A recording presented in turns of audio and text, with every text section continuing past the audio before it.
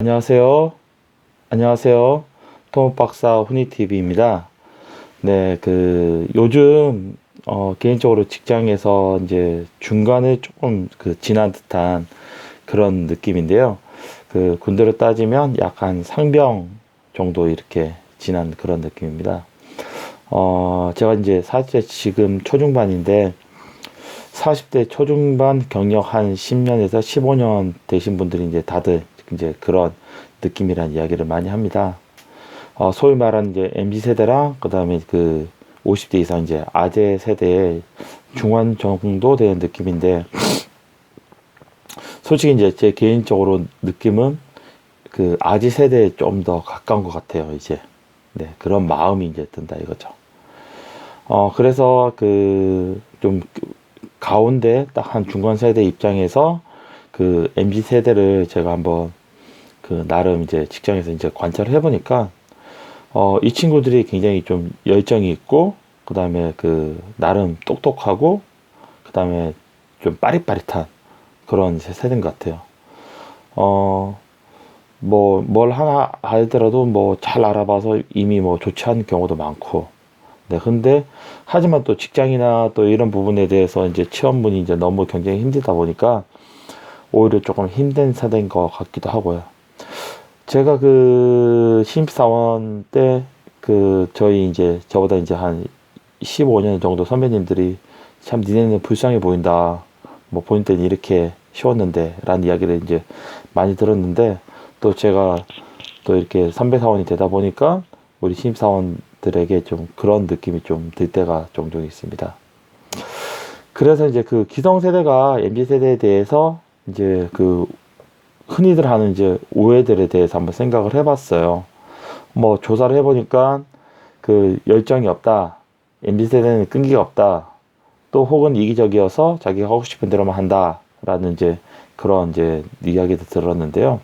사실 어떻게 보면 이런 것들이 좀 선입관적이고 그다음에 편견적인 내용들인데, 우리 다큐멘터리나 그다음 이제 최근에 이제 뭐 코미디 프로나 이런 부분을 보면 MZ세대를 약간 이제 희화해서 그냥 그렇게 이야기하는 그런 경향도 없지 않아 있고, 또 그런 부분이 또 비판을 받는 것 같기도 해요.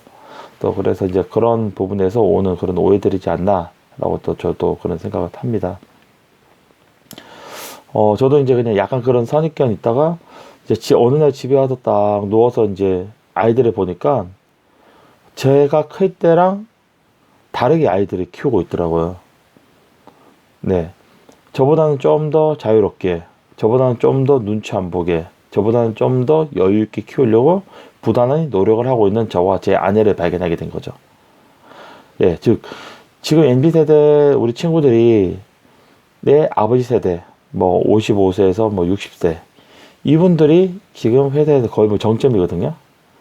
근데 이분들이 이제 정점이나 꺾인 이제 분들인데, 그분들이 이해는 안 가는 MZ 세대가 본인들이 자식 세대로 키운 세대거든요. 그러니까 당연히 이해가 안 가죠. 본인보다는 낫게, 본인은 눈치 보고 이렇게 했는데 내 자식은 눈치 보는 거 싫어, 내가 본 눈치 얘네들 하기 싫어, 그렇게 이제 키웠잖아요, 여러분들이. 네. 그 세대가 커서 MZ 세대가 된 거니까 우리가 오히려 그 친구들을 좋은 눈으로 바라봐야 되고, 그 다음에 또 분명히 이 친구들의 나름의 장점들이 훨씬 더 많거든요. 네. 그런 부분을 좀 보려고 노력을 해야 됩니다. 그리고 가장 중요한 거, 우리 이제 지금 40대 저희 뭐 동기들이나 비슷한 연령대들에게 중요한 거, 지금 들어오는 신입사원이 20년 후에 우리 은퇴할 때쯤 되면 그 친구들이 저희 나이 돼서 거의 이제 중심이 될 거예요.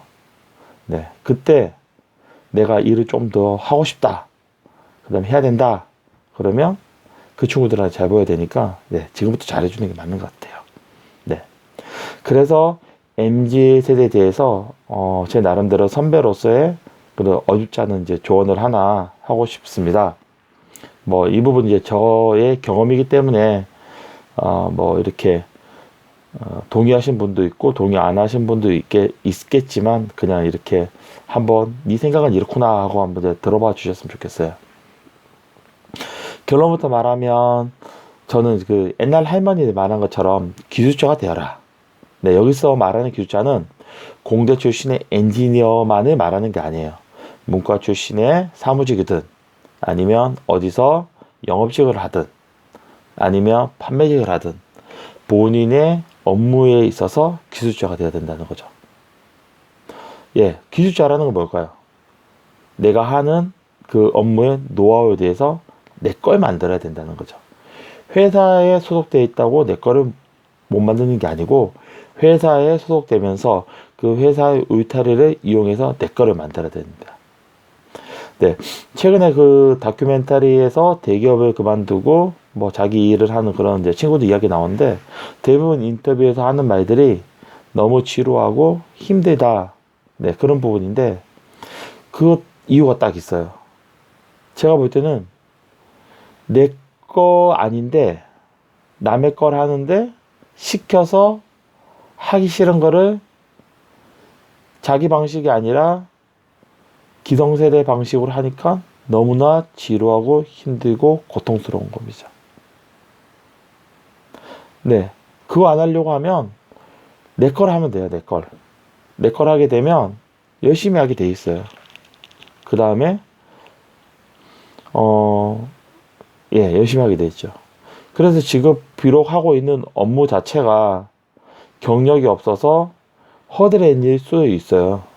예, 그렇지만 본인보다 3년 혹은 5년 차 위에 선배들을 보러 보면 그 일이 나중에 이제 제가 하게 되는 거죠.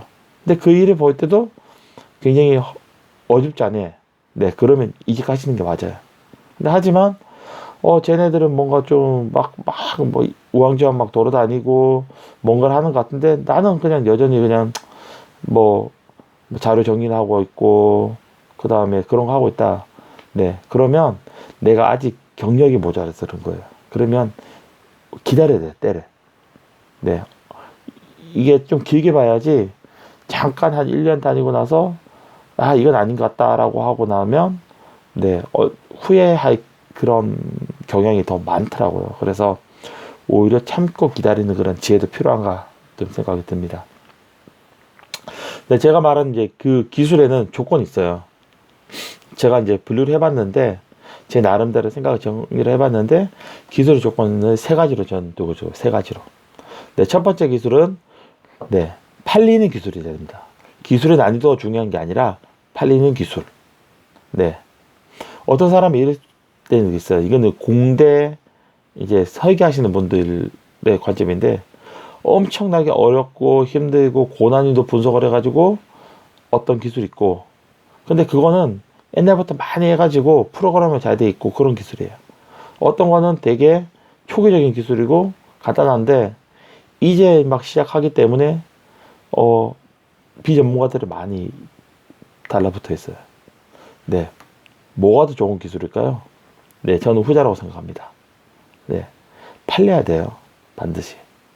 네, 두 번째, 회사의 울타리 안에서 할 수 있는 기술은 진정한 제 기술이 아니다. 네, 회사를 벗어나더라도 내가 혼자 할 수 있는 기술, 아니면 내가 그 기술을 할 수 있어서 다른 회사 가서 할 수 있는 기술, 그리고 혹은 은퇴 이후로도 내 기술이 팔릴 수 있는 기술. 네, 그래서 내 거야 됩니다. 내 거. 네, 그 기술이 내 거야 됩니다. 특히 이제 이런 부분에서 이제 문과 출신 분들이 많이 놓치는 부분이에요. 사무직 분들이. 네. 특히 뭐 어떤 분들 이런 분들 있죠. 은행장 출신이신데 은퇴 이후에 내가 어디든 갈 수 있을 줄 알았는데 막상 은퇴하고 보니 갈 데 없다. 저도 아직 은퇴는 안 해봤지만 딱 보면 느낌이 드니 은행 업무 아무리 정통해도 퇴직하고 나서 내가 은행을 차리지 않는 이상 차릴 수 없잖아요. 네. 하지 않는 이상 내 기술을 더 이상 이제 팔 수가 없지 않습니까? 네. 그러면 은행 고유의 업무 아니라 그 안에서 다른 기술을 내가 디벨롭을 해야 되는 거죠. 네. 그러면 이런 것들이 뭐가 있을까라고 이제 우리가 찾아봐야 되는데, 그리고 그 일들이 어떻게 내가 축적해 갔을까, 이런 것들을 생각을 하면서 직장 생활을 여러분들이 하셔야 됩니다. 그럼 어느 순간이 되면 그 업계가 돌아가는 형태, 그 다음에 사이드적으로 야 이것만 해결하면 이 일이 되게 쉽게 풀릴 것 같은데 네, 그런 것들에 대해 아이디어가 생각을 해요. 근데 이런 생각 없이 그냥 직장 생활을 하게 되면 그냥 계속 흘러가는 거예요. 그냥 하던 일을 맨날 하고. 네. 그러면 발전이 없습니다. 네. 그래서 그 생활이 어느 정도 해서 자기가 익숙해졌다. 이런 게 생길 게 있을 거예요. 내가 1년 차 때 볼 때, 와, 도대체 왜 저 사람들은 저렇게 비효율적이고 굉장히 미련하게 반복적으로 저런 일만 할까? 근데 그게 3년 차, 4년 차 되면 그 이유가 보여요. 아, 그러다 보면, 야, 어쩔 수 없게 이럴 수밖에 없겠다. 라고 생각이 드는데, 그거는 두 가지 이유. 첫 번째, 내가 타성이 적거나. 두 번째, 진짜로 그런 이유일 수밖에 없어요. 1년 차에 내가 그걸 몰랐던 거죠. 그런데 1년 차부터 그런 고민을 하고 해결 방안에 대해서 고민을 해가지고 생각해 왔던 사람은 4년 차, 5년 차 됐을 때 그 이유에 대해서 알면 해결법도 어느 정도 생각을 할 수가 있어요. 그러다 보면 거기에 대해서 어느 정도 디벨롭을 하고 자료를 축적을 해서 회사에서 한번 해결해 보려고 한번 노력해 보세요. 그게 된다. 그러면 그게 본인의 기술입니다. 그게. 그래서 문과나 아까 제가 말씀한 은행에서도 그런 게 분명히 있을 거예요. 네. 그거를 자기가 해서 그 문제가 자기 회사만 있을 거냐? 아니죠. 다른 회사에서 그런 문제 분명히 있어요. 그러면 그런 것들에 대해서 본인이 익히면 나만 할 수 있는 거죠. 네. 그런 것들이 기술입니다. 그거를 자기가 디벨롭을 해야죠. 그래서 그 위를 위해서 그게 보이면 차근차근하게 공부도 하시고 그 다음에 실력도 쌓고 자료도 쌓은 다음에 나중에는 회사가 나의 클라이언트가 되는 거예요. 내가 개인 사업자인 거고요. 내가 비록 회사에 소속돼서 일을 하지만 그거는 내가 회사의 노비거나 회사에 고용된 사람이 아니라 내가 있고 회사와 장기 계약을 한 것 뿐이라는 그런 인식을 가지고 사시는 게 훨씬 개인에 도움이 됩니다. 그래서 회사는 나의 고객이에요. 왜? 일을 해주고 내가 월급 돈을 받기 때문에. 네. 그리고 혼자 나가서 그렇게 하기는 되게 힘들지만 회사의 장기 계약, 즉 내가 회사에 소속이 돼 있다고 하면 회사가 나의 해칭이 돼 주잖아요. 미국 같이 우리나라 쉽게 못 자르지 않습니까? 미국은 마음에 안 들면 그 다음날 you fire 하고 잘리잖아요. 예. 그렇지만 우리는 그 고용성이 확보가 되는 나라이기 때문에 오히려 훨씬 회사 안에서 내 기술을 디벨롭하고 그다음에 그 업무에 대해서 또 정통할 수 있는 그런 기회가 더 많이 주어진 것 같아요. 네, 그 장점 반드시 우리가 좀 이용해야 될 것 같아요. 네, 한 가지 예를 들어 설명을 하면 그 우리 고학력일수록 사무실에 앉아 있는 일을 더 좋아하는 경향이 있어요. 현장에 돌아다니는 거 이제 젊은 친구일수록 좀 싫어하는 경향이 있더라고요. 그런데 회사의 사무실에서 앉아서 일을 하는 이들은 20년 후에 젊은 친구들로 교체될 수밖에 없습니다. 책을 보고 할 수 있는 것들은 오히려 젊은 친구들에게 더 유리하기 때문에. 왜 그런다면 제가 오기 전에 제 자리에 있던 분이 분명히 나가고 그 다음에 제가 들어왔잖아요. 네, 여러분도 마찬가지였을 거예요. 그러면 15년, 20년 후에 저는 가야 되고 제 자리에 딴 친구가 또 온다 이거죠. 네. 그런데 그 지금 내가 관심이 없는 거. 예, 예를 들면 현장에 가서 뭐를 보고 와야 되고 현장에서 할 수 있는 것들. 네. 이런 것들은 오히려 나에게 나중에 장점이 될 수 있는 거예요. 오히려 그런 일들은 지금부터 경력을 쌓아야지 알 수 있는 거, 경험이 쌓아야지 알 수 있는 거를 지금 사무실에서 일을 하고 계신 분들이 있다고 하면 본인의 그런 그 이론적인 부분들, 그 다음에 그 사무실에서 할 수 있는 부분들과 연계시켜서 현장에서 내가 할 수 있는 것들을 여러분들이 이제 디벨롭 해 나간다고 하면, 관심을 가지고 간다고 하면 오히려 나중에 은퇴 이후에도 일을 할 수 있는 좀 그런 기회가 있지 않을까, 그런 생각이 들어요.